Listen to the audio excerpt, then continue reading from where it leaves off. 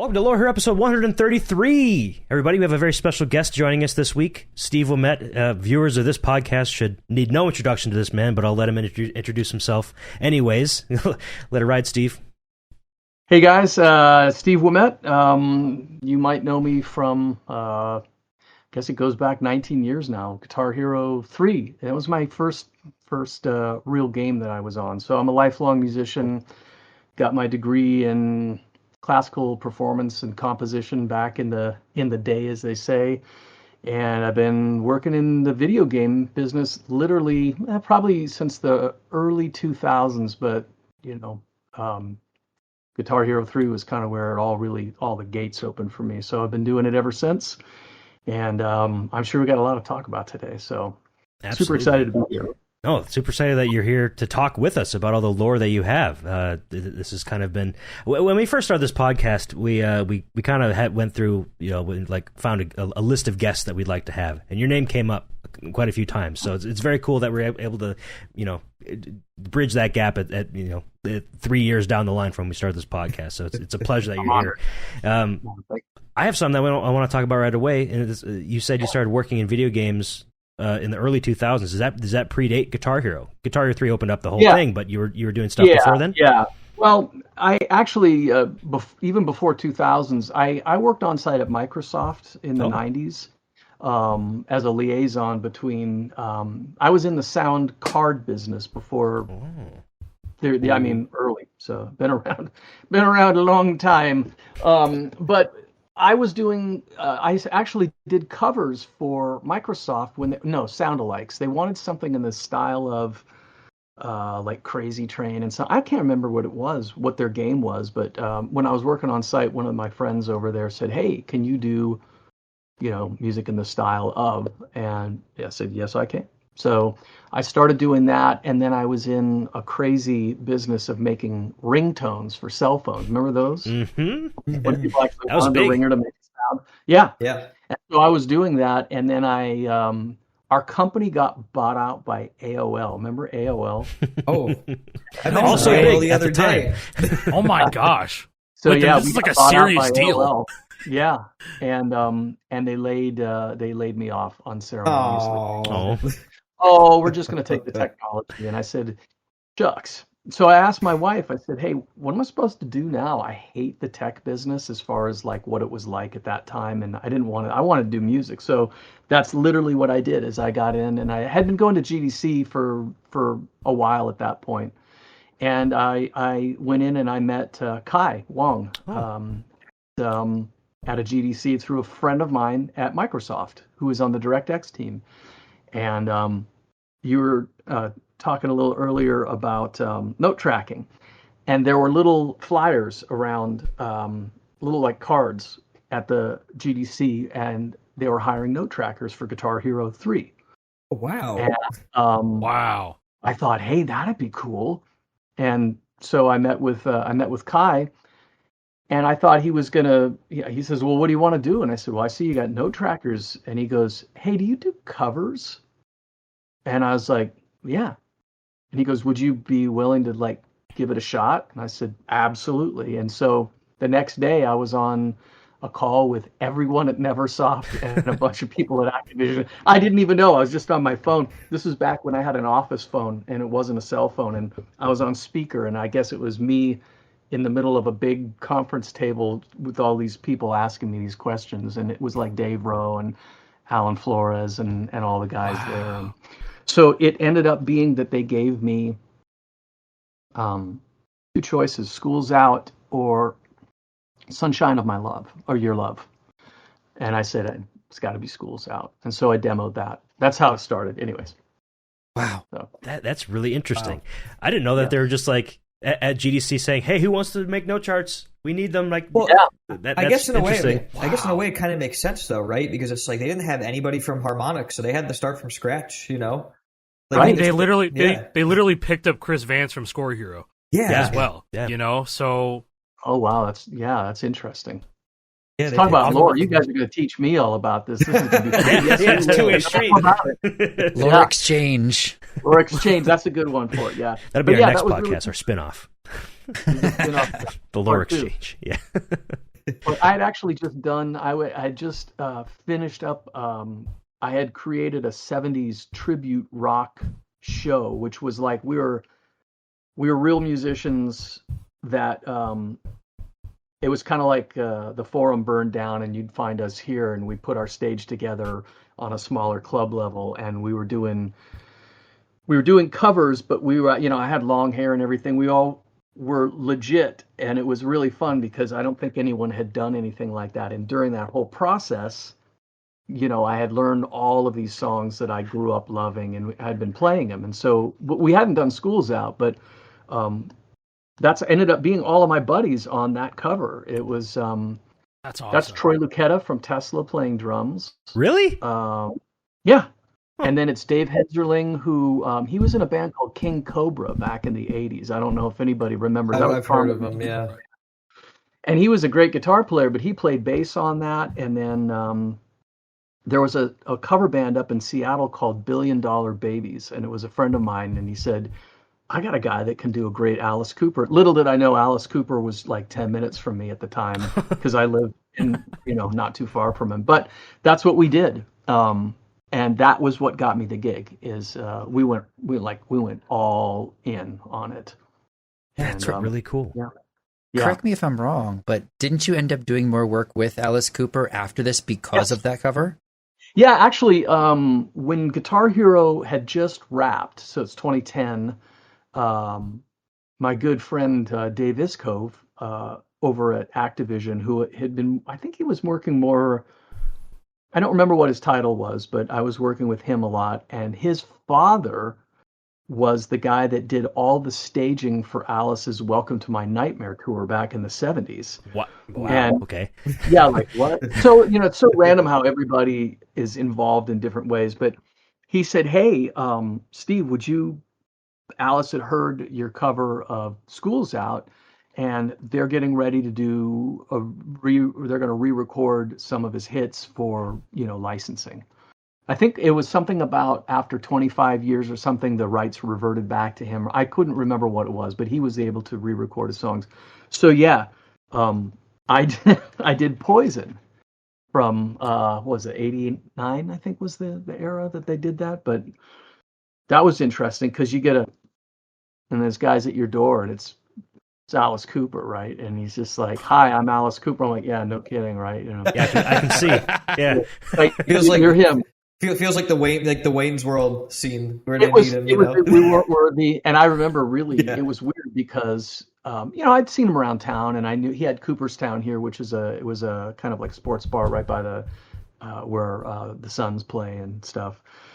And I'd met him briefly, but I met him through, they introduced me to Shep Gordon, his manager. And they were all the same. Everybody was like they're super laid back, unassuming, cool, regular folks. And, hey, Steve, my name is Shep Gordon. And I'm just laughing. It's like, yeah, I know who you are, Shep, legendary, manager. And he's like, hey, the guys want to record the song. And so we worked it out. And it was just a handshake deal. Totally had no contracts, no nothing. And then I did the cover, and I'm kind of shaken because it's like Alice is going to come over and sing, and you're going, and I still remember when he came over, he was way more interested in talking about Dexter, the TV show. He was like way into that. Let's finish the show so that we can get on the bus and watch the next episode of Dexter. And I agree, I agree. But he came in and he sat on the couch. He goes, yeah, can you just play it? Run it down for me, and I played it, and it's kind of looking for he didn't make any comments afterwards. He goes, yeah, sounds great, let's go. And and we put the headphones on him, and I have never worked with anybody that needed their headphones as loud as Alice.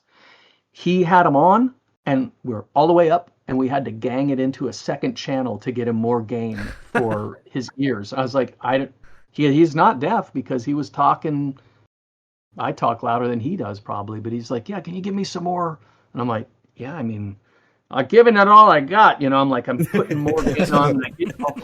And it was interesting because he was singing parts differently than the record. And I'm like, Mr. Cooper, can I ask a question? this isn't really what you sang on the record. And he's like, what?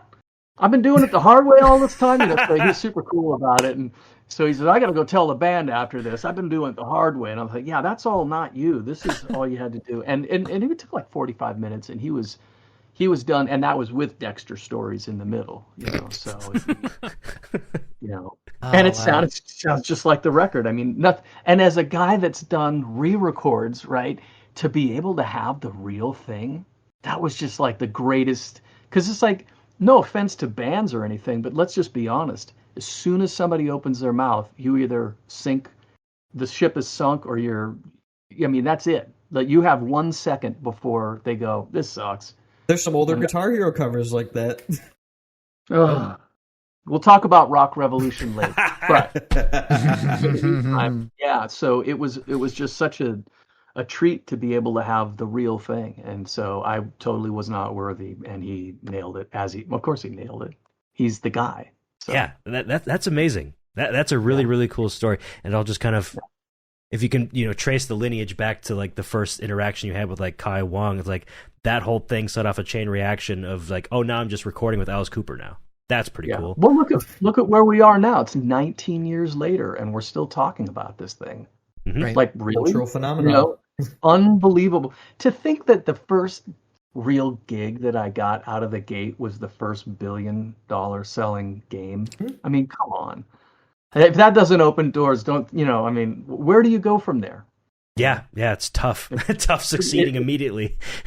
Yeah, but it's been amazing. It has literally created a career for me. And I didn't make a ton of money on the game. No, it wasn't about that. It was such a cool project, and I was literally just starting on doing this for a living. And yeah. So, well, Steve, you have kept going with games since then. Yeah. So for people who may only be familiar with the work you've done with Guitar Hero, would you like to catch people up on what you've been doing in the gaming field since?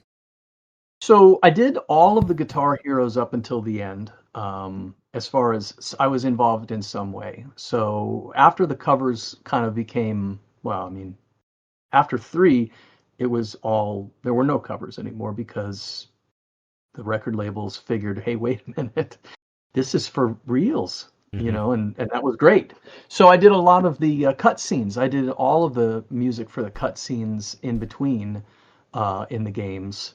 And that was fun. And in the meantime, the guys at Konami got in touch with me, and they said, hey, we're making a game called Rock Revolution. I think it was originally called Drum Revolution. And that would make sense. Their drums make sense given the controller. Yeah. I think that's what it was. And it was, hey, could you do 20 covers? And we need them in 4 months. And I was like, 20? Yeah, of course I can do them, because you always say yes. Yeah, and then of course. You figure out backwards. Like, yeah, what about it? That's how I feel right now. I'll bet you do. Yeah. I'll bet you do, But so... that turned into the other guy, because there were 2 providers. It was me and then another guy in Chicago that was doing the covers, and he just quit. And they go, you want to take his too? No more extra time, but you'll have twice the workload. And I'm like, yeah, of course. I'm just like, I'm like that cartoon, when you're shaking from the, it's so cold, you're just like, how am I going to do this? Now, keep in mind that this is 2008. And the internet is not what it is now, right? That's how I found all of my singers, is that there was no Sound Better. I hadn't built a network of players and singers and any of that. So that's a whole other story. But I'll talk about that game at some point. But Rock Revolution was the next one. And then right after that, the guys at Ubisoft got in touch with me. I had met them through my agent, Bob Rice. I don't know. He was quite a name in the business, and he was my agent until he passed away I think we were done around 2011. But he had introduced me to the guys at Ubisoft. Extraordinarily cool people. They're great friends of mine to this day. And my first gig with them was it was a version. It was like a mini game within Rabbids, Raving Rabbids, where they needed songs in the style of, which started to kind of create a niche for me. And that leaned into Just Dance, which I have done now since 2011. And so I have done every single game since that, where I do custom tracks as well as covers. But I think I'm known as like the Sunshine Singers or something. They always use fictitious names, so I'm credited at the end, but I do all of them, or a lot of them, and that's been amazing. That's consistent work. They keep pumping those out every year. It's impressive. Every year. Right, think about Guitar Hero went from what, 2006, was it? 5 was the first one. 2005 to 2010. And then it was different. But Just Dance, if that was 2009 and it's 2026, it's still going. Yeah. That's a long time. Years. It's like Call of Duty. You know what I mean? Yeah. Just like Call of Duty. And then I work on Call of Duty. Mm-hmm. I've been working on that since it was 2014 or 15. I did the Zombies in Spaceland music, which was an Easter egg within one of the games, and it was like Elvira, Pee Wee Herman. That was a wild map. Hasselhoff. Oh yeah, it was great. So I did all of the cutscenes in that, and then they started bringing me in, and I do a lot of diegetic music for the game. I'm not usually the lead composer, although I've done seasons for Modern Warfare and nothing in Black Ops. But so that's kept me busy too, and so yeah. And in the meantime, then I met with the guys at APM Music, which is licensing sync music for television and whatnot, and I've written dozens and dozens of albums of music for sports for licensing, and I do the music for Let's Make a Deal with my good friend Kat Gray. So whenever you hear a song, yeah, he's you're everywhere, man. I've been so I'm kind of all over the place, and now I manage two libraries for APM. I manage Pop Machine and Endgame for sync licensing, and so I kind of and it's nice because TV and video games have different cycles. So I mean, video games are like 3-year cycles a lot of times. So when it's down on one, it's up on the other. You kind of figure it out over time. I feel like I'm talking a whole lot. No, so. don't stop yourself. I'm loving every bit of it. This is so interesting. All right. Well, yeah, it's fun though. But so I have kept myself quite busy with it. And then also I do a lot of session work on guitar for I did Guardians of the Galaxy for my good friend Richard Jakes when they needed the end credits. I do a ton of work with Tom Salta. Tom and I go back because we had the same agent, Bob, back all the way to 2007. And so Tom, Red Steel, Deathloop, so many. I've even done, when he's done work on Just Dance, I've done the guitars and bass on tracks where he's had covers, and he says, "Hey, can you play on that?" And so I do. It's always a good time. So cool. Yeah. What a resume. Yeah, no kidding. If you're doing it long enough, it starts to kind of add up, But yeah. I know every once in a while when I got to change my website because I'm terrible about it, I look and I go, "Hey, yeah, it's kind of building." It's pretty cool. I'm on your website right now, looking at all the different things you have credits on. I'll show the viewers as well. There's a lot of stuff on here. You got to scroll to be able to see all this stuff. Like, hey, I'm on everything you've ever seen in your life. Yeah, Guitar Hero, obviously, Just Dance, Call of Duty, Far Cry, Guardians of the Galaxy. I mean, all these huge names. It's very, Ghost very Recon impressive. was fun. They needed me to do Narco Corridos for that game, where I'm doing like Mexican drug lord songs, and had a whole group of amazing guys that I still work with to this day in LA that do that type of music. And so it's crazy. And you meet such good people. I mean, look, here we are talking about something now, and it started way back then. And so I'd say as a rule, I don't work with people I don't like, but it's kind of easy because I seem to work with a lot of great people. So it's not like much of a challenge. I mean, everybody that I've worked with that makes games has been incredibly cool. We'll talk about the Konami situation. Yeah, is that the exception to the rule? No, I mean, there's nothing wrong. I mean, the guys at Konami are great. It's just that was a tough game. I mean, it sounds like a tough ask. 20 covers in 4 months, that's a lot. And then the other guy's like, nope, never mind. You have 40 to do now.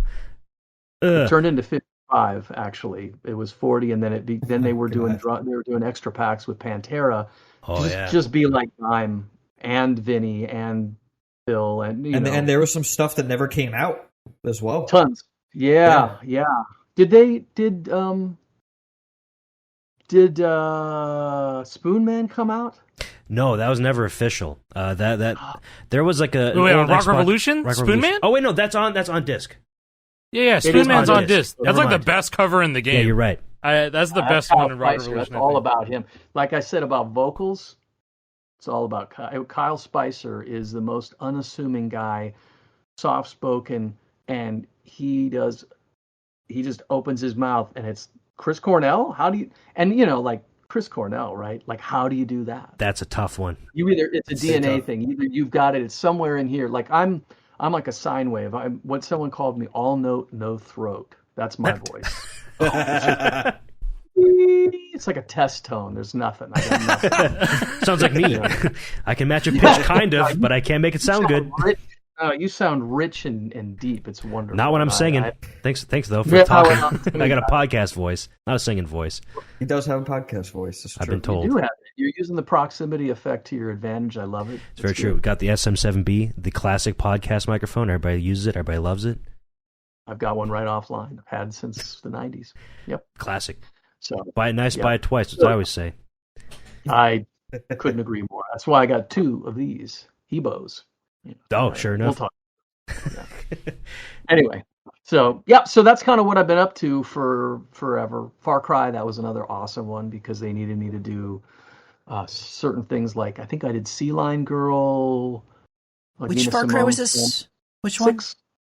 Okay. Oh, okay. I worked on Far Cry at Ubisoft before. And I was like, I don't remember. It must have been after I left. Yeah. Okay, that makes sense. I was on. It was Bella Ciao. I did a Latin version of Bella Ciao that ended up going into the game. That he's blowing the whole field down with fire and everything, and I'm like, yes. So turned out to be a lot of fun. Yeah. Man. So there you go. A little sip here. So we kind of briefly touched on like Rock Revolution stuff about did that song ever come out? Cut content. Like there was at least one song that you made for Guitar Hero 3 that never actually made it into the game. That was Same Old Song and Dance. That's the one I know about. 2 of them actually, yeah. What's the other one? I'll tell you about that one. Stray Cat Strut. What? Wait, that was a DS game, I believe that came out on. Yeah. It didn't. It was. They pulled the plug. I was almost finished with it, and I got the call, and they said, "Hey, we got the license. You can stop now." And I'm like, "I'm just about finished," But that's okay. I have those files floating around somewhere. Same Old Song and Dance was interesting because, once again, vocals. It's like Steven Tyler. Like, come on, man. Like, have you ever heard anyone that sounds like Steven Tyler except for Steven Tyler? Not really. Nope. Not perfectly. not perfectly. And truth is that with DNA, it's near impossible to sound. But there are people that do a pretty amazing version of another person's voice. But that one was interesting because I just couldn't get the sound on that to work right for me. I didn't know until later that wasn't Joe Perry and Brad Whitford on that. That's on the original one. That's Dick Wagner and Steve Hunter playing the solos on that because I believe that's early on, and that was done with those guys to make the song. Where I don't quote me on it, but I know that I think that was the song or that album where they had those guys come in like ringers to do the solos or something. Interesting. I had no idea. On the original Aerosmith. I have to look it up, but I know it was one of those. And I was just really baffled because, keep in mind, there were no stems. The only reason we have multi-tracks is because of these types of games, because they got leaked somehow, right? True. Yeah, I mean, that's something that I bring up every now and then. Like, if you ever go find like some meme video of that has a song in it that only has the vocals, and they cut the vocals in crazy parts. I mean, nowadays you have AI, but before then, it was because it was a song on Guitar Hero. Most of those songs where you find those weird videos of, it was a Guitar Hero song or a Rock Band song, because people figured out ways to extract it. And, so back when we had to walk uphill both ways, I'd get a stereo track, right? That was all I had. There was give you a stereo master. Yep. Yeah. Can you do this? And so I had certain tools to, you do some phase cancellation and Summit in the middle. There's an old tool that was called Karaoke something. It was a box that you'd buy in the back of a, Popular Mechanics magazine that would take the left and the right channels, sum them into a mono, and then flip one out of phase. And what it does is it gives you some of the parts exposed. And so I would use tools like that to kind of flip the phase and see if I can hear anything that and Same Old Song and Dance was just like a soup, right? It was just because I think they all played together, and it was really hard to kind of find I couldn't get the guitar tones right, and it was just driving me nuts. And so I was actually a little relieved when they said, "Hey, we're going to use the original because we're doing Guitar Hero Aerosmith." And I was like, "That's okay." I didn't really want to Straight Cat Strut, though. It's like, I'm almost done. I like this one, but the other one's just frustrating. Brody and Brody Dolinek was singing on that one. Brody did "Rock You Like a Hurricane," and he did. Those vocals sound great. Mississippi Queen. Those are wonderful. Mississippi Queen. Same vocalist. Same vocalist. Actually, Brody did. Brody is one of the most convincing vocal chameleons I've ever met with or I've ever known. I mean, we're good friends. We've been working together since then. So much so that when we did Talk Dirty to Me, which is him again. Really? That was the first, it's Talk Dirty, Mississippi Queen. Rock You Like a Hurricane as well. Rock You Like a Hurricane. That's versatile. No, he's amazing. And he's in a band called Zeppelin USA, and you close your eyes, he sounds exactly like Robert Plant. Yeah, that's a range. So these guys, he's got it, right? And so I've always had great admiration. We're really good friends. He's hilarious. And I met him I just started looking around for YouTube videos. And I think he may have had a YouTube video up of him doing something at the time. He's in Vegas. And so he did sing on... he was a singer for Stray Cat Strut, and he was doing Brian Setzer too. He sounded great. And he actually sang on Same Old Song and Dance. He was one of the two singers, but both the Steven Tylers were tricky. Actually, the guy that sang on it that was going to be the release was in an Aerosmith tribute band, and forgot his name. Jay. It's been 19 years. I don't remember exactly, but he did a really convincing job. It's just I didn't have the swagger yet. I think I just didn't have that in my hands yet to get that kind of thing. Because it's like the Stones, right? There's a certain feel because they're a real kind of loose band in a good way. Oh yeah. So those are the two unreleased Guitar Hero tracks. Yeah. Yeah, that's cool. Well, and the Same Old Song and Dance one was recovered partially from an early build of Guitar Hero 3 that was leaked online. It was like a development build, and there was a chart to the cover version that you did, but the song that was in that build at the time was I believe it was the original that Aerosmith provided to them. Yeah, because it doesn't line up with points, right? It's not even close to in sync, and there's parts that are so clearly not in the original that you were adding a bit of spice on for the cover. But then I don't exactly remember how the cover song was found. It was probably you're doing. You probably put it somewhere, and then somebody was able to sync the cover version with the chart, and then we were able to kind of recreate what it could have been if Aerosmith hadn't provided that, and that was really cool. Oh, that's interesting. Yeah. I remember when that came up. It was a few years ago when someone asked me if I could send them a high quality version of it, and I think I posted it, and they used it from there. That's cool.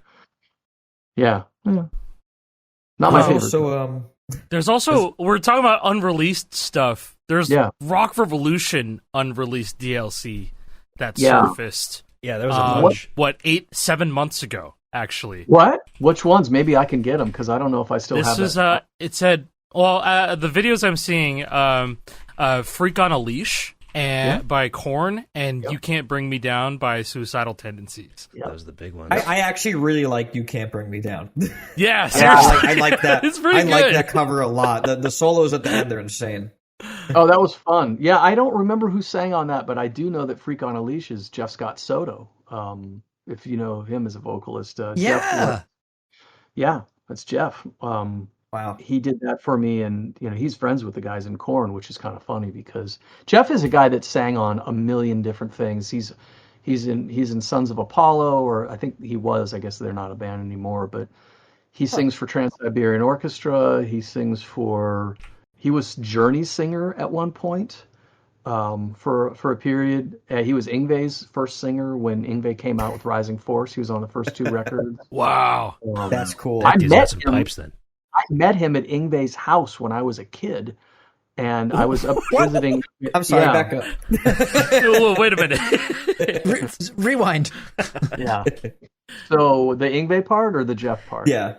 Yes. Yeah. Okay. Well, so I was in high school in the 80s, and I was a gigantic fan of Yngwie. I mean, we couldn't believe what we were hearing. It was like, what is this? Because we love Van Halen, we love Randy Rhoads, love AC/DC, all the bands, right? I mean, all of those guys were amazing players.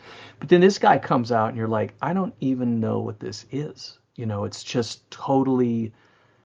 We'd heard of guys like Al Di Meola, and of course still love him to this day, but it hadn't been done in a context of rock that way. I mean, Ritchie Blackmore and all that, but not like this. And so I became an instant, fanatic. We all were trying to figure out how to do it, and he did it so effortlessly. So I remember I saw one of the first shows that Yngwie did with Rising Force. This is after Steeler, after Alcatraz. Now he's got his own solo band. So it's Jens and Anders Johansson. Is it Mark Bowles? No, it's not Mark Bowles. It was Jeff Scott Soto, and then Yngwie and I forgot the bass player at the time, Marcel Jacob. So they were playing in San Francisco where I grew up, and I, was right there, and I saw the show, and I was freaking out. And then they played Day on the Green, which was a massive show in Oakland that was where they'd bring out tons of bands, play at the Coliseum or the arena or the Coliseum, the open stadium. And the guys from Rising Force were hanging out in the parking lot, and my friend and I made a point of, being there. And so we met with Jens and Anders, the drummer and keyboardist from Rising Force, and had a bunch of laughs and everything, hung out with them for a couple hours before they did their set. And then they said, hey, pre-internet, here's our address. Come by anytime. And I'm like, okay. And my uncle lived in, where is it? Outside of, not too far out of Woodland Hills, California. So I went and I was visiting my uncle, and I just had the address, and I went over and knocked on the door. Who answers the door is Yngwie's girlfriend at the time. And she says, come on in. And here he is. And he's like, hey, man, I'm doing demos for a new album. It's going to be called Trilogy. And I sat for 8 hours and I listened to all of his demos for like Rising Force, for Magic Mirror, for all of his stuff. And then he went down into the basement. And these guys were crazy. He went down to the basement of this house and he just put on a cheap cassette recorder and he was playing drums as he was demoing the stuff out. Because Yngwie was a drummer too. And and he was just barefoot, wearing shorts, no shirt, did his thing, came back upstairs, showed me his Tascam 388 8-track recorder and his drum machine, and we watched Evil Dead 2, or Evil Dead, not Evil Dead 2, it hadn't been out yet. So we watched some movies, watched some Laurel and Hardy, and I said, okay, see you later. And then I came back the next day, and they lit a mattress on fire and threw it out into the middle of the, the nice neighborhood that they lived in. And awesome.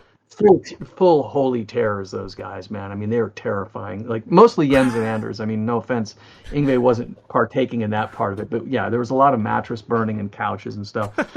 And so I went back a few times, and Jeff was there a couple times, and I don't think he was much older than me. He was a kid, but What a crazy story!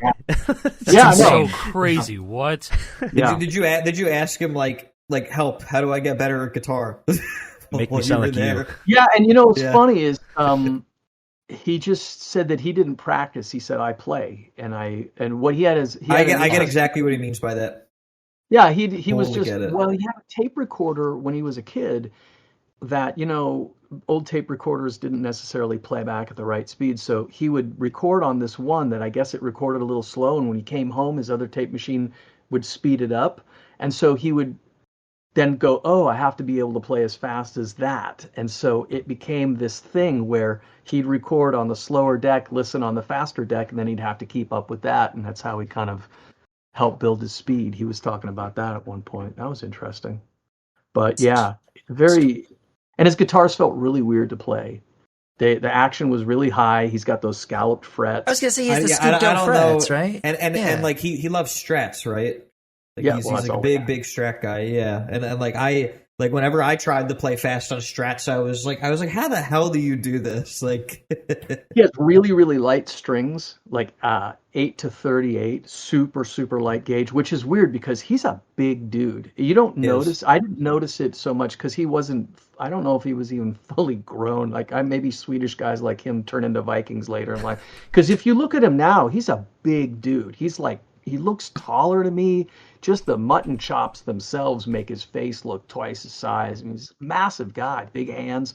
And these little Fender necks from the early 70s, they're really thin. So, I mean, he's got these giant hands and that scallop fingerboard. It didn't feel right at all to me to play. So, I guess I haven't seen a picture of Yngwie Malmsteen other than like the album covers from back in the day.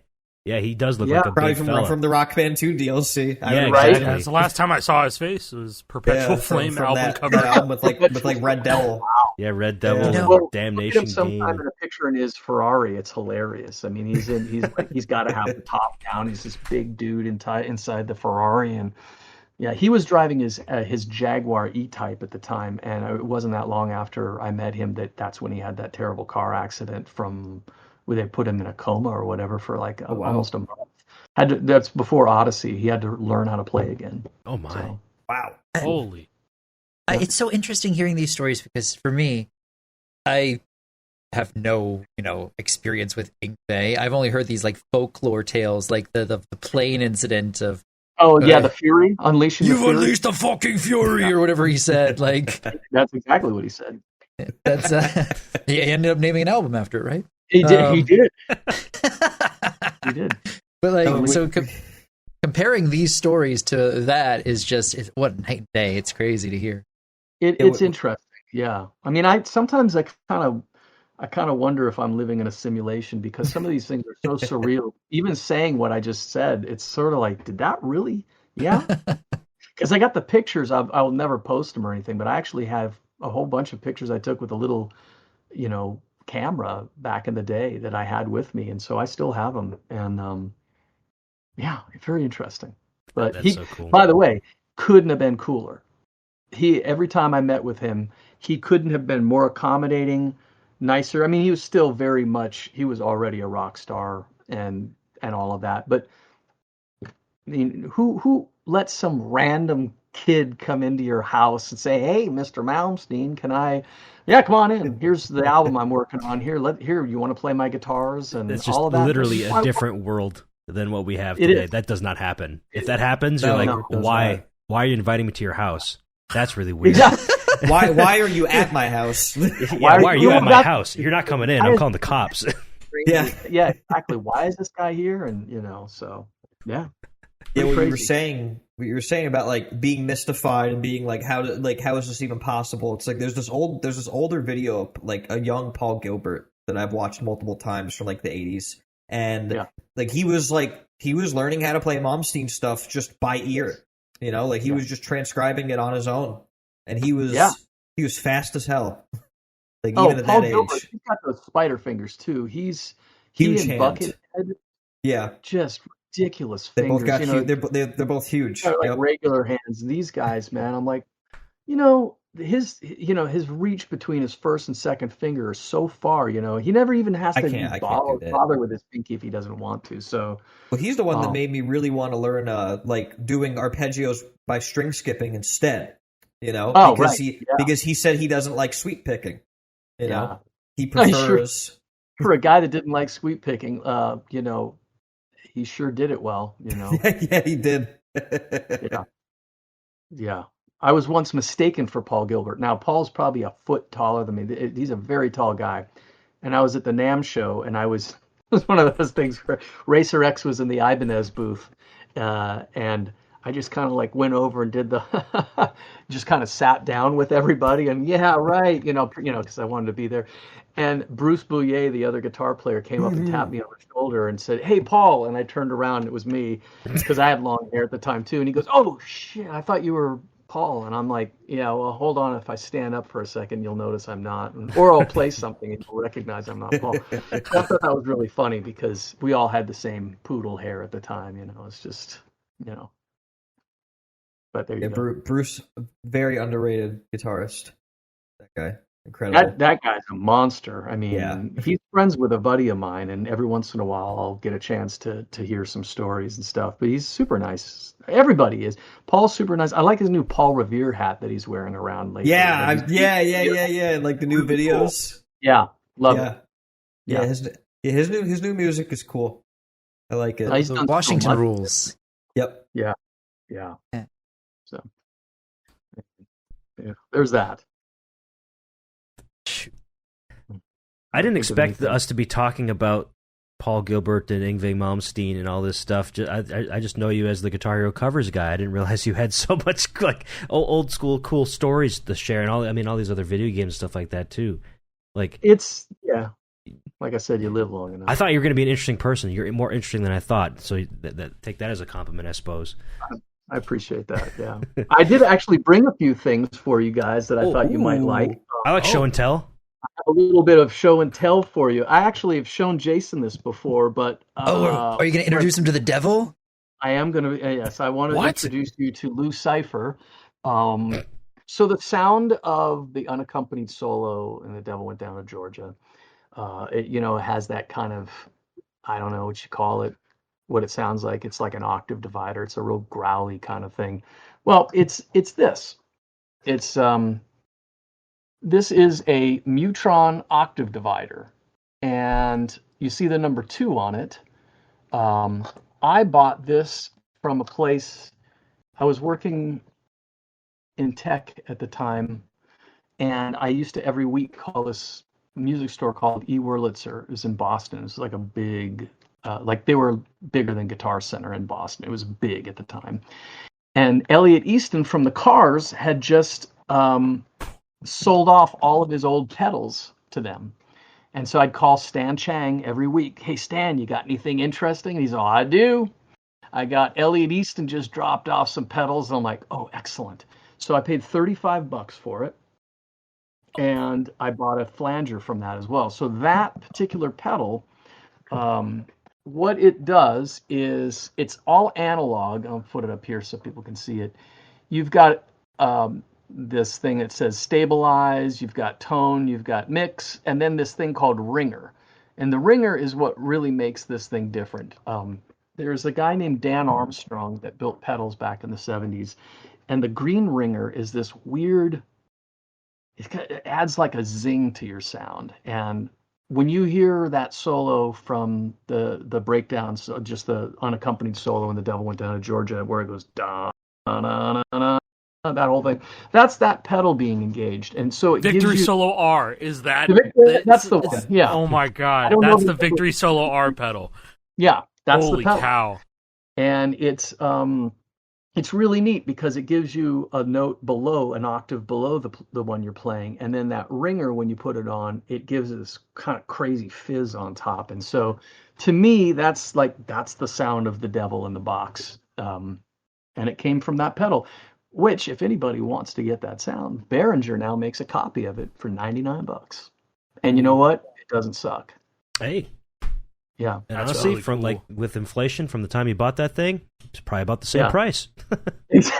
Yeah. Those are they're not as collectible for some reason. I think that one's probably about like a $750 pedal now if you can find the originals. But it says the Cars scratched in the back of it, which I thought was so cool. Very cool. I would never would have expected amazing. the sound that I'm hearing at the end of The Devil Went Down to Georgia from Guitar Hero 3 came from the Cars, essentially. Yeah, it did. Yeah, and he never used, to my knowledge, I don't know of any songs from the Cars where it uses it. Yet, And I had it. I know that Jimmy Page used a blue box. Ace Frehley used a Mutron octave divider, and it was around the same time. I think they came out in around '77. So that's that sound. Okay. Here I have something else. This is called a Tacoma Papoose. The papoose. If you ever heard We Three Kings, that is it. That's the intro. Okay. Oh my god. And I wish I had strings on it, but unfortunately, I don't know if you can see this, but you see that wow. big It's gonna, back? yeah. Yep. It just took a hit. It has a soft shell case, which sadly it shouldn't. It should have a hard shell case. And yeah, this guitar just took a hit. So it's a tenor. It's tuned to A instead of E. So it uses regular guitar strings, but it's like you've got a capo at the 5th fret of a regular acoustic guitar. So Whoa. you use them the same. And I use that along with this bow. Oh. That whole where it starts when you're hearing a don't. That's this being, yeah. And that's the bow holding the notes. What I was doing with this is I was just going don't, and then all that stuff was done on this before the electrics come in. So there you go, a little lore. That's really made out cool. Of Lore. I'm kind of losing my mind right now. And I bought that one when I lived in Seattle before I moved to Arizona. So I'd had it for quite some time, and no one really gave them a lot of credit, because I don't know if they thought it was a toy or something, but it totally is not a toy. It's a beautiful sounding instrument, and so We Three Kings is a wonderful track. Mhm. In general. I'll thank you. Yeah, So I had a lot of fun playing it back in the day. You know, Yeah, like it was that just was a legendary one, really. Yeah. Especially That because it was was like- free. It was free Maybe and it was that's what- Christmas. Everybody And we had were it. like, oh my gosh, it's a hard song and it's Christmas. Yes. Yeah. That was come the fun about? one. How'd that come about? Like, what was that intended for DLC from the start? Was it supposed to be in the game? Was it recorded or at like a similar time as the all the other songs from the game? Actually, it was, so the Guitar Hero stuff started in April of 2007. Right after I met with Kai, I did the test for Schools Out, and after I did Schools Out, they accepted that, and then I went to Talk Dirty to Me. And for a singer, Bret Michaels is more of a personality than he is a singer. When people, let's just, he's not Robert Plant, right? But he never claimed to be. And Poison was a party band. They're cool. But I still remember that was the next song. No, I'm wrong. It was Rock You Like a Hurricane. Mm. And Brody, I had known Brody, and he was super excited. And we did that. And then I turned around and I said, hey, we got Talk Dirty to Me. And he's just like, You want me to sing that? And I'm like, yeah, But Really? as a singer, Aw. he just got done doing Klaus, and he had, he's like doing this kind of stuff. He's a Zeppelin guy. He's into classic rock, so that was kind of a, Fine, that I was guess kind of I'll a- do that one now. The thing that's so funny about it is that he, much to his chagrin, was called out online. I was called out online after the thing, and they're like, they go and have some low rent version of Poison come out and do the cover, but then they let Brett sing on it. And I always use that to this day. I have it saved, so I just every once in a while send it to Brody, like, you are Brett. That's so I always funny. thought it was Congratulations. interesting. I always thought it was interesting they used like the Bret Michaels model with the cover, and I was like, "Oh, Yeah, that okay." I always guess because he's felt got super weird. He's got the Rock of Love song in the bonus song, so Oh that's my God. really why. That's really why he's here. But Yeah. we have Talk Dirty to Me, and that's a cover, and I'm like, every time I hear it, I'm just like, okay. Yeah, there's a And funny he piece did of lore such a with phenomenal job. there's Go ahead, yeah. Bret Michaels in the game. There's a cheat code Yeah. in Guitar Hero 3 where you could always have your singer be Bret Michaels. They spelt his name wrong. What? In the cheats menu, it's Brett Mike Eels. The A and E are swapped for Michael, so it's Brett Mike Eels. Mike Eels. Yeah, that's pretty cool. Sounds biblical. Brett Mike Eels. Yeah, and it was that was always such a weird inclusion to me. It's very funny that your friend Brody was getting mistaken for the real Brett. He was mistaken for Brett, and the thing that's interesting is that Brett lives here in Arizona. Oh, really? And I would see him routinely, right? Because he lives at the time 10 minutes from me. And so he literally was riding by on his motorcycle. I'd never had a chance to talk with him about it because let's just be honest. When I was in high school, Poison came out and I thought they were a killer band. I mean, you got to keep in mind what it is for what it is, right? I mean, they were a party band. It was like, it's very much of the era. And they were the most gorgeous four men you'd ever seen in your life. I mean, that cover, it's like, we couldn't believe it. I'm like, look at these ladies, you know. But, back to We Three Kings. So yes, I had done all the covers, and the last song before the covers ended was they said, "Hey, could you do The Devil Went Down to Georgia?" Which that was hilarious. I said yes, and I wish I could redo it still to this day because there's so many things I would do differently. Really? I was telling Jay about this last time. Yeah, I kind of went old school metal on it, and I wish that I would have been doing something a little beefier sounding, because to me, because Chris Powers is such a great singer, and he had that real big voice for the song, but I wish that I would have done less just straight double bass and stuff when I wrote it, and maybe would have spent a little bit more time on the rhythm part of the riffs. Like I spent a lot of time on the leads, as did Jeff Tyson and Ed DeGeneres, who played the Johnny parts. I did the devil parts, and they did the Johnny parts. But so I finished that up, and then I got the call, and they said, "Hey, you want to do like a public dome?" It was David Iskov. He said, "We want to do a Christmas song for DLC, and would you like to do one?" The answer was yes before you asked. Of course, I want to do one. And they said, pick a public domain song, because they didn't want to license. I think I don't know, Rudolph or something, obviously. But I was like, I can't do anything like that. I got to do something kind of. I wanted to do a dark song, and I thought We Three Kings. I went through the list of everything, and I thought, well, this isn't like Carol of Bells or something, I've heard that one a million times, or any of that stuff. I wanted to do something that I hadn't heard before. And then it just all came out one day, and it was. I don't know if I have those sessions anymore as far as like the demos, but there was a whole demo of it that I did, and I showed the guys. And then I brought in Mark LaFrance, who sang all the backups on like Bon Jovi. He did all of Bob Rock stuff. He did Dr. Feelgood backup vocals and all. That's him stacked 32 tracks doing the ahs and the big chorus. Really? That's what one dude. What? Wow. And I literally just talked to him yesterday. Cool. Anyway. So that's how it came about, is they asked me to do it, and I think I had 2 weeks or something. And so Bruce from Vaden also played drums on it. He had played Devil Went Down to Georgia, and he also played on We Three Kings. So that's really cool. That's how it came about. Again, I feel like it's like a little too much talking here. No. Well, I have a question. Not This at is all. the Steve show today. Yes. I have a question that I think I brought up to the guys beforehand. But on the topic of the devil, aka Lou, Yeah. why didn't Lou's Revenge end up in World Tour as a playable song? That's a good question. Too late. I wrote it after World Tour. Oh, interesting. Was there anything that stopped it from being DLC or anything like that? Game was over. Really? Did they use that for like the intro sequence I or thought something? it was the intro sequence. That was Oh. Dun, dun, dun, Oh, so that came first, and you were like, "Oh, I should make the song." That's Wow. right. Yeah. Oh, okay. Yeah. Oh, okay. Wow. I think we've all been assuming this entire time that it was the other way around. The other way around, yeah. That the song was already done.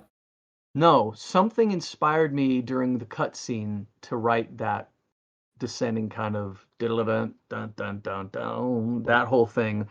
And then I was in the process of writing it, hoping to get it on, because I met with the guys to be involved. And then I think they had a whole deal with Dave Mustaine for Warriors, and that's why I think that I got booted, because I think we were going to do something, and then, I mean, come on. And then you have a new original song from Dave Mustaine and Megadeth. I completely understand why. Sudden Death. Yeah, you know what? Yeah. Yeah. But so that's why.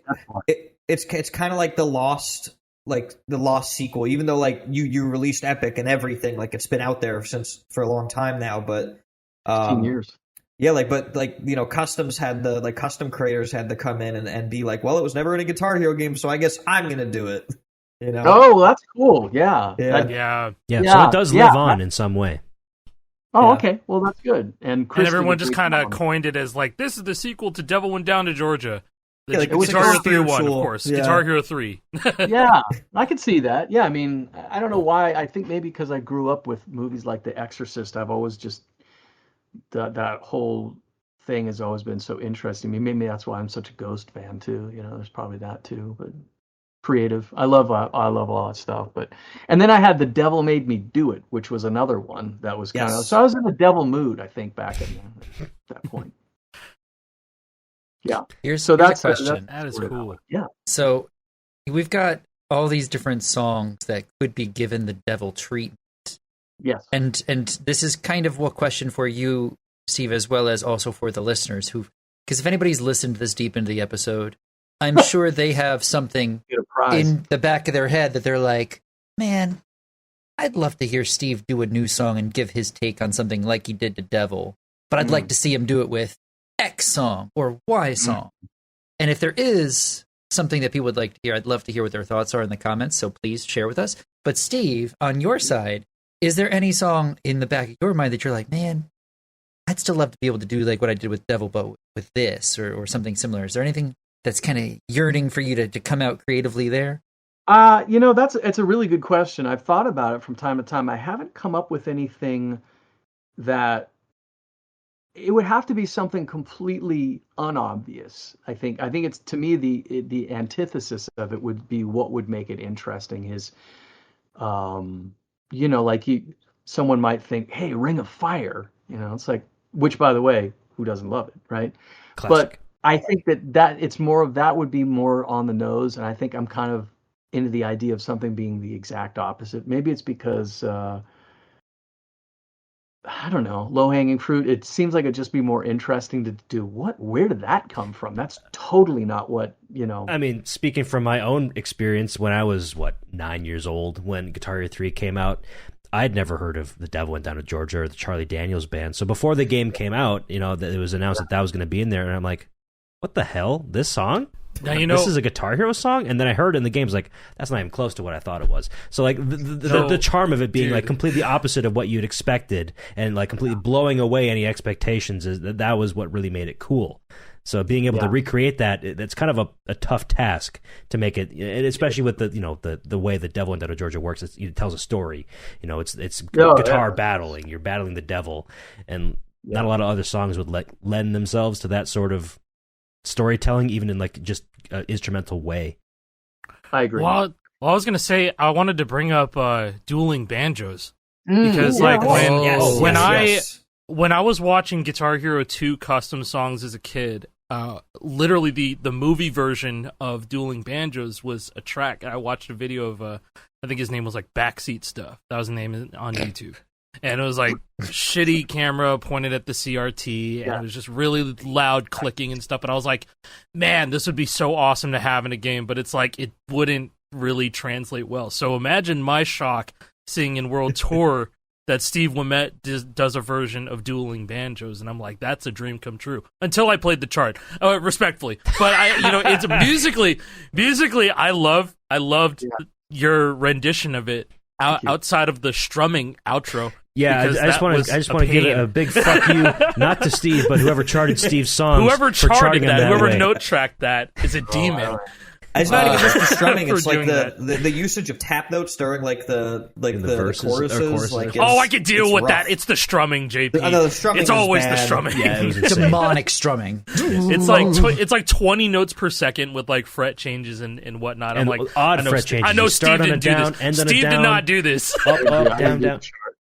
I claim the fifth on that. I'll tell you, I used to routinely get my ass handed to me from Xbox Live or neighbors, kids that came over, because I was the worst Guitar Hero player ever, and I'd play my own guitar. It was just like, head in hand, just totally like. But no, I have a real guitar. I can show you. I'm actually good. No, really. No.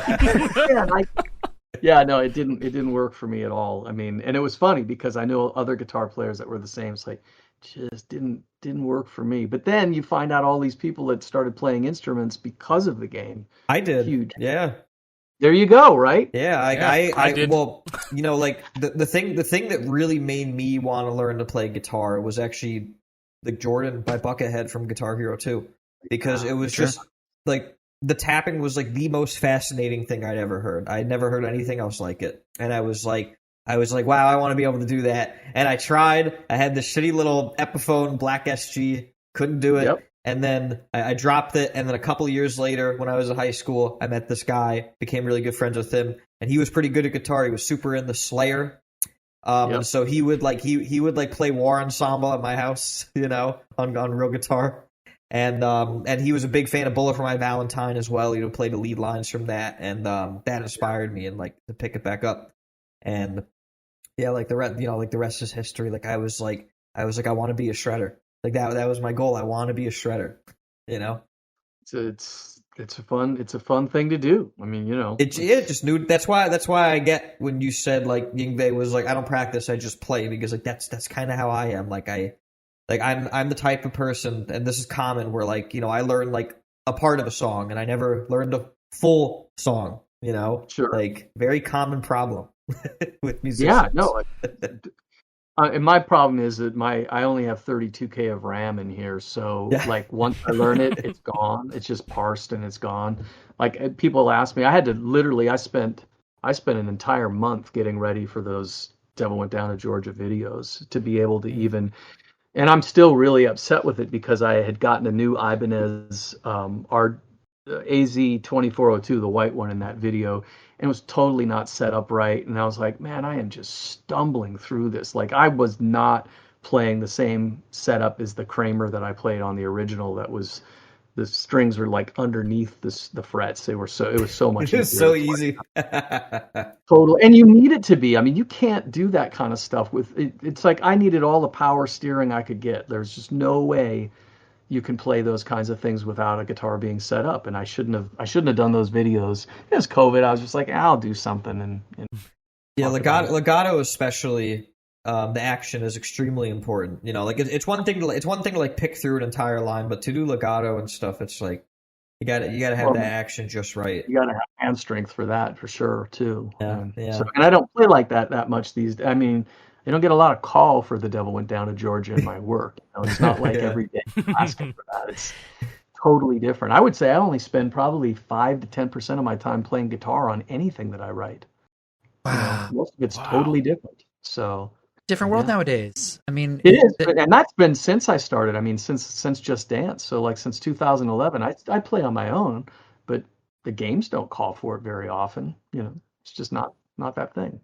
Yeah. Which, by the way, this is the sound of the solos in We Three Kings. This is a Hartmann 8VA, which means 1 octave up. And so it gives you a note above. And so that was the solo. Okay. Yeah, right when you go into the solo, I use that. I love that pedal. Theo Hartmann was building all these different types of pedals, and he sent me a bunch of them, and we got to be good friends, and I used that. I used a lot of Hartmann pedals for Rock Revolution. Should we talk about Rock Revolution? I guess. Before we get there, though, I did want to point out, because you mentioned the Devil Went Down to Georgia videos on your YouTube channel. I just want to highlight those real quick, because at this point, it was COVID. It was 5-6 years ago you put these videos out. I remember watching them when they were new, and they were super, super interesting. It's 4 parts on the Devil Went Down to Georgia. I'm showing it to the viewers now. Long, in-depth, deep dives into each part of of that song, how to play it, what went into it. It was very, very cool videos. If you guys want to see any more of this, go to Steve's YouTube channel. Go watch these videos. Go watch any of his other videos. He also has a playthrough of We Three Kings with all the funky guitars and pedals that he showed us just now, giving it a playthrough, showing you how things work. It was very, very cool to watch that. Just shout out to Steve Ouimette, that fella. He's a nice guy. We should have him on the show sometime. Yeah, I wonder. I bet he'd have a lot to talk about.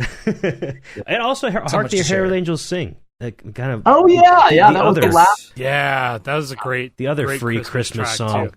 The unassuming. GH5. Yeah, GH5. GH5, yeah. That was Joe Barresi that mixed that one. Same team as ever for all those covers. It's Gary Sanchez playing drums, and then me. I guess that was it. There wasn't any vocals or keys or anything. So that was a fun one. I like that. I think I had to kind of sell them on that one, to be honest with you. I think I said, hey, I got a Christmas tune. And they said, oh, okay. I think I had to kind of... They were probably moving so fast at that point that they weren't even thinking about stuff like that, you know? Like, it was just like, it was like go, go, go the entire time. Yeah. There was another set of songs in the middle of all this, though. Yes. There was the World Cup tunes. Oh, yeah, right. Yeah, how timely for this, man. How timely. Actually, that was for the World Cup. Now. I actually didn't know it was for the World Cup. I just knew there was just a bunch of different national anthems. That makes sense, though. Yeah. That makes a lot of sense. Yeah. That's Kenny Aronoff on all of those, playing drums, who played on the original John Mellencamp records, Fogerty. He now plays with Satch Vai. Good friend. Whoa. He's the guy that plays on Epic. He's the drummer on that album. Oh, yeah. Cool. Kenny. Monster. Very cool. Monster drum. Nice. Yes, the revolution of rock. So, if I'll keep it brief. It was tough. I did all those covers, and the style working with those guys, they were a little bit more digital. They're kind of like it either is or it isn't. And so a lot of the feedback that I got wasn't about vibe. It was about perfecting, like, hey, I noticed there's a little bit of a rim hit on the drum at like bar 47 on the uptick of the 16th and third beat. You know, it's like that was what was really the thing that drained me on that game, is that I was moving at 1,000,000 miles an hour and trying to get all these covers together, because we were doing up to 2 a week. And with those deadlines, you got to go quick. Yeah. And so it was hard because we did everything. We were recording in Pro Tools, but everything else was for Guitar Hero too. All of it was done analog mixing. So keep this in mind. All we had was the audio files in Pro Tools. There was no mix. So every time we did it, we brought out all the old gear, because I was really literal about everything. So we have old Lexicon and Pultex, and everything was outboard gear. And so when we needed to make a change, you get notes. Can you get a little more teeth on the guitar? Takes you an hour and a half to set everything back up to where it was, and you'd have to reconstruct the mix. We had automation, but it wasn't, the only automation was fader automation. So if you had feedback, you had 6 hours of time that got eaten. Man. And every single track. Yeah, and to Activision and Neversoft's credit, I think they only had a couple of revisions throughout, because they were just like, everybody was on the same page. This is fucking awesome. That was what it felt like. I said, hey, the singer does not... That's Chris Powers on Cities on Flame from The Devil Went Down to Georgia, by the way. And he doesn't sound like the singer in Blue Oyster Cult. And they said, we don't care. It still feels good. It's just a good cover. Like, yeah, there it's you go. got, like, love that. Well, it sounds like it sounds like the difference between Konami and Neversoft was that, like, Konami wanted you to, like, they wanted it to be as close as possible, whereas Neversoft was like, we don't care, just make it sound cool. Yeah, and that was literally it. We wanted to play good and feel good, and that to me was a real good way for me to dip my toe in the water, because now, of course, I go down such a rabbit hole when I do covers. I've done about 350 now since the game. And so now it's like, it's science, it's research, it's all this stuff, and I go crazy. But I have to say I really had so much fun doing it with Neversoft because everybody was just excited all the time. Every phone call was, oh man, yeah, this is great. Let's do this. And no offense to the Konami guys. I mean, it's culturally different, because, they're coming from a very different way of looking at it. And they're like, hey, we want these to sound like the originals. And I did feel like I hit it in a lot of ways, but the two that were the worst, that I got the worst kickbacks on was, for sure, Holy Wars. Holy Wars was number one. And I had the best players ever, and we had the rhythm track together, and it sounded so good. I was so happy. And then you got to find a guy that sounds like Dave Mustaine. Yeah, man, can't. Yeah. And there isn't one. Dave Right? Mustaine doesn't sound like Dave it's Mustaine impossible. Yeah, right. Like David Lee Roth doesn't sound like David Lee Roth anymore. No. So that was really disappointing, and I just remember I didn't want to even go online after that game got released because I got dragged like I have never been dragged, and I'm like, I really worked hard on this, but I believe what you guys believe. It's like, yeah, that's not right. Like I did Detroit Rock City, and I am a diehard Kiss fan from the earliest of days. I didn't care about the Kiss after like the reunion of '96. So to do Detroit Rock City, I was like, I had everything the same. I had the right amps, I had the right guitars. I mean, down to the pickups and the string gauges and everything. And the drums, we got Peter Criss's style, we got Pearl drums, did concert toms, we did everything. And then it came time to do the Paul Stanley, and it was like, nope. Yeah, Nope. that's part of it that usually always gets lost when discussion happens about Rock Revolution covers. It's like, oh yeah, the covers sucked. They really didn't. The instrumentation was really good. It's always the vocals that was the weakest point. If you pull out the vocal stem and you only listen to the instrumentals, it's pretty good. It's really good. Holy Wars is great. No, I think like my narrative around that game whenever I play it has always been like, yeah, these instrumentals are insane, but then the vocals are just like, oh. Yeah, it drags it down, unfortunately. Every time go ahead, Jason. I'm sorry. I was just say every time I've ever like joked about something from that soundtrack, it's been about something with the vocals. Yes, I think. Yes, like the Blink 182 and the non-Oz. Yeah, that was that was Chop Suey, man, like Chop Suey. Perfect. Holy Wars even. Yeah, and Holy Wars. Yeah, all of it was. When I was doing Freak on a Leash, I was like really working to get the tones right and everything. But again, it was on such a tight deadline, and then you just like there was no resource to find singers. Because you're just literally trying to duplicate things that they had 6 months in a studio to do, and you're going, okay, I have 3 days. Yeah, and I got to find people that even if I had the guys to just, if I had the right singer, which by the way I did, and I got raked on that one too. So I did Round and Round, the Rat tune, right? Right. Guess who's singing on that? That's Stephen Pearcy, like Stephen Rat from Rat. Okay. But guess what? Stephen Pearcy doesn't sound like Stephen Pearcy of the 80s. And guess what everyone said? Dude, if they were going to get somebody to sing that song, they should have at least got someone that sounded like... And I'm like, you can't win. It's like, boy, I got news for you. I did that. So I think that's just... Again, Rock Revolution, it wasn't bad. It was just a tall order in a short period of time with impossible circumstances. Well, they obviously...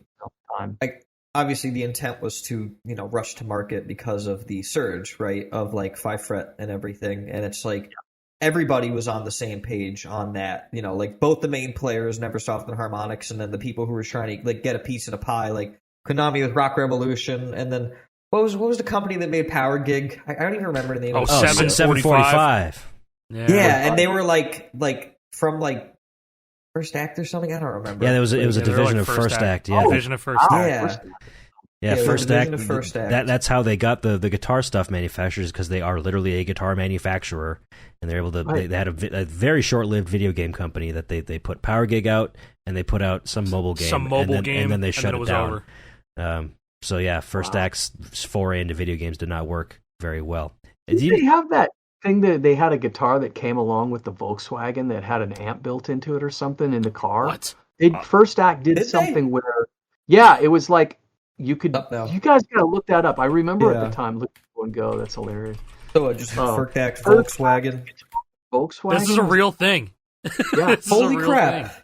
Yeah. They gave away guitars in 2006 as That's a promo. right. Okay.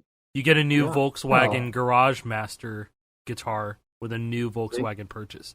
Probably like the best looking first act guitar I've ever seen. And that's Oh, wow. like, Looks pretty good. yeah. Wow. Interesting. I had no idea. I guess First Act was Now on I all know sorts of about wild that. shit back in Garage the 2000s. Master. Garage Master. Yeah. Yeah, that's what it's called. Wow. They promoted this with Slash? Yeah, I was about to What? post that picture because I found Oh wow! Uh, Yeah. the creative art director that did 2006. promos for this. It's Used just to be on here. commerals on TV all night. Yeah, I remember- just found. I think the this ad. image looks familiar, like very familiar. Let me see if I There. can throw this in here. talk about a rabbit hole, man. Going Yeah, deep. no kidding. Wow. Thank you, Power Gig, for Oh, bringing us indeed. to this discussion. Power Gig wins again. I have Power Geek strikes again, man. I have a terrible fascination with that game because it's such a shit show. But the soundtrack was pretty good.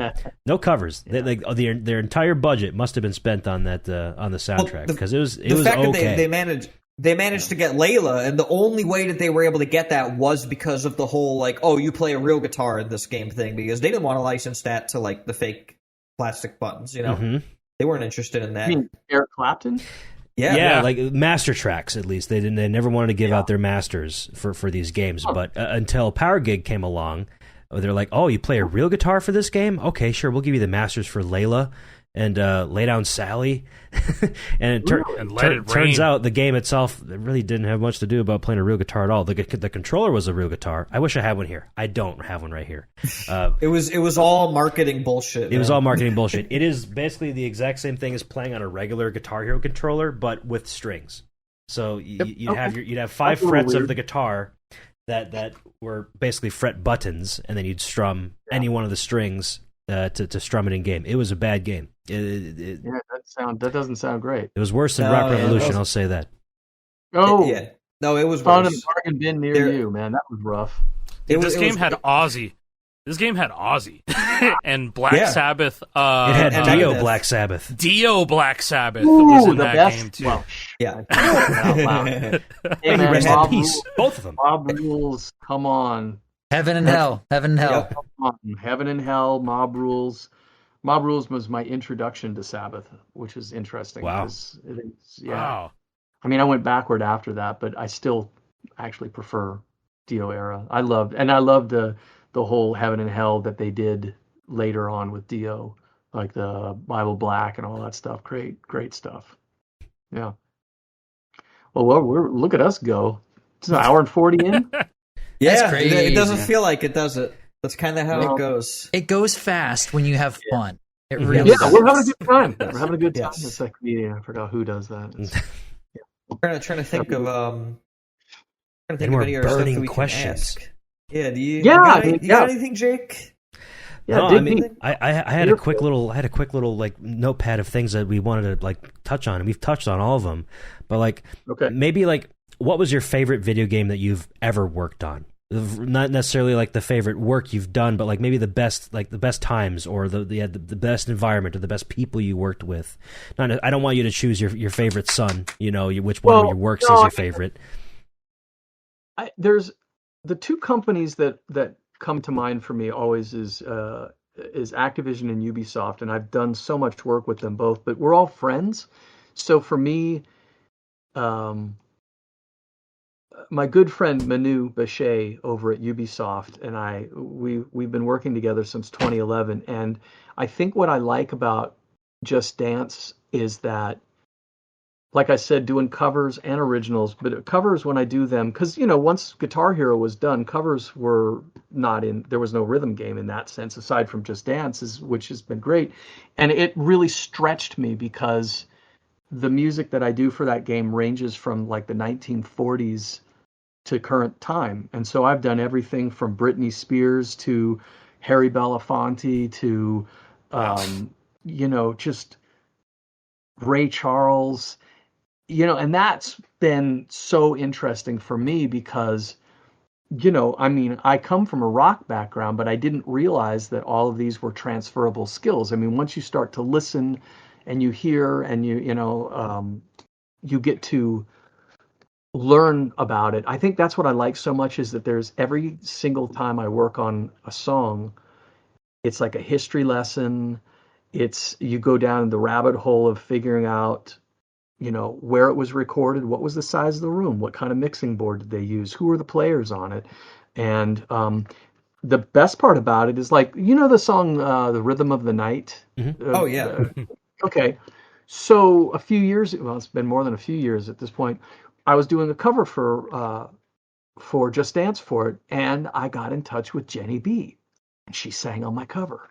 Oh my god! And Wow. so, I mean, it doesn't get much cooler than, right? She couldn't have been any cooler.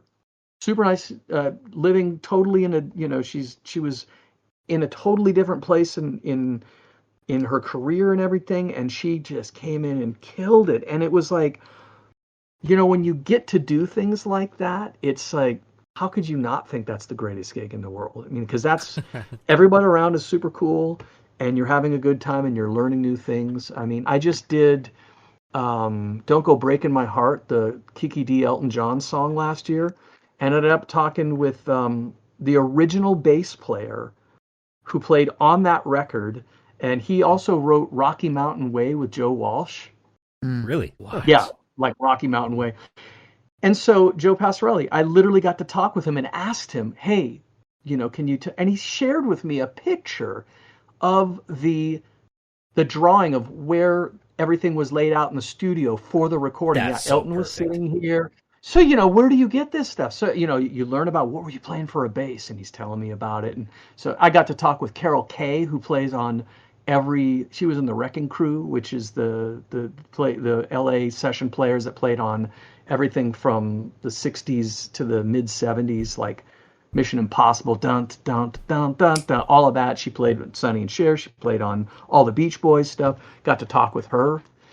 Yeah, so I'd say, is there a gig that I like the most? I think that probably just because It gives that's you all just sorts so of different cool opportunities to meet cool people and learn cool things. Yeah, I mean, we're kind of running into a similar situation now, working on I was stage gonna tour. say, Yeah, it's only been a little over a year at this point, but there's been so many different, like, I never expected this to ever happen type of moments so far. Isn't that About talking to this artist or working with that label, etc., or any sorts of other things that we can't talk about yet. It's just video games are more than just a game. The production of that is more than people outside of the industry could ever really realize. There's a lot of moving parts that I wasn't really privy to until I was on the inside of it. And music, especially being a core part of what we're doing and what you've always done, there's a lot of moving parts when it comes to music, especially when you're licensing things with labels, publishers, talking to the bands directly. I know there's been at least one instance where we're working with a smaller, like, indie band where like we couldn't get in contact with them through normal ways, something like that. So some guy was like, here's his cell phone number, just text him here or whatever. So then that did happen recently. Recently, like this week. Yeah. wow. True. Yeah, but I agree. Yeah. There's also been like, difficulties. There's been heartbreak with, like, we thought we were going to get something, we couldn't. But also just like what you were saying about, like, learning about music, like, there's been so much music discovery involved in curating a set list, and like when we actually get the songs, like, like kind of looking, like when we're like curating the set list and like looking in the songs, like we learn all this cool stuff about music that we didn't know before, Yeah. And that's been like a really, really fun experience. Like there was a band that we a song we got recently, and I found out that they recorded the album like near where I used to live, and like I was like, that's so cool. Yeah. All of it, it's like a never ending yarn where you just learn so much, and for the absolute most part, meeting these people is also, when you get a chance to, it hasn't been disappointing. I actually literally had never met Herman Lee until this last NAMM show in January. I was walking over to see Jeff Scott Soto was singing for some live event. There was actually a lot of people were in that show, and I was walking, and then Herman was with a couple of other people, and I introduced myself, and was kind of like a, hey, remember that game? And, yeah, I was there too. That's You know, so cool. we had the two hardest songs in the game. You know, Yeah, we talked for a few minutes, and he couldn't have been nicer. And then that was that. And it was like, you know, it's a community thing, and that's what I love. So much. Mm-hmm. Yeah, he is. He is a wicked player too. Jeez, man. I mean, all those guys. Both him and Sam yeah. Totman, yeah. Oh, yeah. It's just like an enriching experience. Like you know, the old cliche saying, you know, if you love what you do, you never work a day in your life. It feels like that sometimes. And from all the stories that you're saying, it kind of sounds like you have kind of a similar thing going on, where like, you know, yeah, the work brings you all sorts of these cool opportunities, cool soul enriching experiences. So like it's totally worth it. I kiss the ground every day when I wake up and come into this room. I've been coming into this room since it wasn't looking like this room, and I can't believe that I get to do it. I mean, it's basically like I feel like a kid that got to grow up, and I just made my room bigger. You know, that I did all my 4-track and listening to the records and trying to figure out how do you play Diary with a Madman? You know, how do you do that? Like what is he doing there? What's that called? A unison bend? What is that? Yeah. What's that? Why is that an ad 9? I don't know what an ad 9 means, but it's an ad 9. Or like when people like wanted to play the Crazy Train solo and they realized that Randy Rhoads was double tracking the entire thing, and so every now and then there's overlapping parts where he's playing 1 fret lower than he is on the other one. You know, so there's a bit of like chromatic stuff in there. Yeah. Yeah. And, well, that was like Fly by the Seat of Your Pants, the recording of that record. I mean, he was literally there just, let's go, you know. It wasn't like Def Leppard Hysteria or Pyromania or anything. So, yeah. All right. Did you have anything else? I mean, I think I probably talked you guys out. No, I don't think you could ever do that. If you're talking, I'm listening. You have cool stories to share. I'm here for it. But as for questions, that's about all I got. If anybody else has anything more, feel free. I just want to say that from doing this show this October will be 3 years, right? 3 years. Mm-hmm. I think this is the most I've seen all of us for an entire episode. We all have been like doing this lean forward. All of us have been just we've all been going, we're like listening a little deeper than normal. Well, I think I'm talking too much. Keep talking. We're all engaged, man. So this has been an absolute pleasure. I mean, it's fun, you know. Sometimes, you know, to get a chance to kind of think about it, because, you know, everything goes by so fast. You know, I would have recorded things had I known that any of this would have any value, you know, other than just the music. I wish that I had some behind the scenes footage of any of it. I don't. There's nothing. Everything's documented now, right? I mean, everyone's got a video of them doing this and that, and you know. So, but it is fun. Yeah, it's a lot has happened, and it's exciting. I'm really excited about, you know, what's going on with Stage Tour. I think that's super cool, and the fact that you guys are so community based. Like, what better way, right? I mean, what better way to make something? You're not making something and saying, here, this is what it is. Like, it's this whole concept of working together. What are you guys looking for? What do you like? What don't you like? That's super cool. Yeah, no, thank you. Appreciate that. That's been our guiding mission from the start. It's like, the people who've been keeping these games alive and, you know, keeping, you know, never put them down, even though everybody else did. Those are like that's the core audience. That's who we want to serve. Left. We are the core audience. We're those people. So us being able to be the people to help kind of usher in this genre of game again to not just the people who've always been playing it, who, you know, but also the newer generation, and, you know, hopefully be able to bring the experiences that we had as kids to more kids. Their kids. Exactly. Alec, you have a 5-year-old. Yeah. That's the most important. That's the most important thing to me. She's gonna be playing Stage Tour. Yeah. That's really cool. That's Daddy's One game. of her favorite songs is already in the game. I can't say it. Yeah. You'll just have to wait. Unannounced. Oh God! It's not sorry. My bad, Jason. My bad, bro. My bad. I'm sorry. I'm sorry.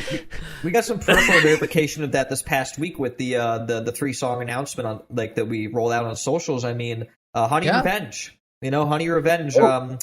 You know, it turns out that the guitarist of that band watched like Alec and Jason and was like, "Wait, what do you mean they're working on Stage Tour? What are you talking about?" Yeah, and that's really cool, because there was like a semi-viral tweet of his from last year. There was like a tweet that was like, share some lore about yourself or whatever. He shared that the reason he even got started playing the real guitar is because of Guitar Hero. He was playing so much Guitar Hero. His dad was like, "You'd probably like the real thing," and now he's out touring the world with his band. Those stories are really, really fucking cool. And that happened because of Guitar Hero. We want to be able to do that again because of Stage Tour, hopefully. And it's just such a privilege. The opportunity to sandwich them between two of their biggest influences. Yes. Mm-hmm. Yes, that right there. That was very much intentional. Just so that you is so other cool. It was intentional. I didn't see the announcement. What were the other? So we put out the 3-song drop that we put out was Honey Revenge with their song Airhead, which Jake found from a concert when they were opening for Spirit Box last year. Yeah. Oh, cool. So that's just all came together nicely. But we also announced them alongside Avril Lavigne, which Honey Revenge has done covers of before. There's a couple covers online. And then also Paramore, which apparently is an inspiration of theirs. So to have that announcement all at the same time felt really cool because we not only get to show some of like the more expected style artists, but also some of the new gen artists since Guitar Hero was really a big thing, right? And as we keep showing new songs, I'm hoping that we can still strike that balance of, hey, here's some artists you might not have known about since the last time Guitar Hero was really a big thing in the past. Or, hey, here's the artist you were really already looking forward to, because I think that's how you make a really good set list at this point, right? You need to not just give people what they're expecting, but also the things that they might not even know they want yet. Yeah, I mean, that was me when I was first playing these games as a 9-year-old boy. I didn't know any music. I knew what was on the radio with my parents were in the car. So I my entire music taste was shaped in some shape or form because of Guitar Hero and Rock Band. You can probably, for any artist that I find, you can probably have a direct correlation some way back to, they were inspired by that artist. Who was that artist? That was in Guitar Hero. I played that. So it made all the world of difference for me personally, and being able to hopefully be able to give that experience to others is unbelievable. It's an incredible honor. It's an incredible honor being able to talk to you, who was, you have fuck you for this, because you made me waste hundreds of hours of my life trying to FC the Dev went down to Georgia.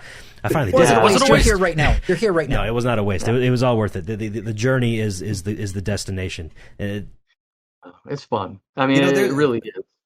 There's still people who are newer in the community who are picking up these games for the first time, and they're going back to these old games. And I see people asking for tips of how do I get past the devil. I'm really struggling with the devil boss battle. So it's like people are still experiencing this.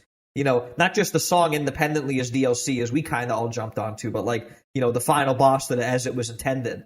Yeah, right. And that's an incredible thing, because it's still. It hits the same that it did all those years ago for a newer generation. They're experiencing it the exact same way that we did, just later on in life.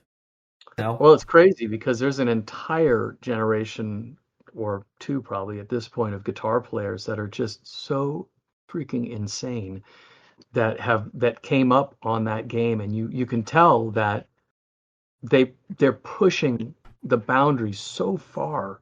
I mean, I listen to players. And I don't even know what they're doing. I mean, I can see it and I understand, but it's just incredible to see how over time, we get smarter, we get faster. It's like the $6 Million Man, right? I mean, it's just unbelievable how they've leapfrogged. I mean, we didn't know back when I was coming up, man.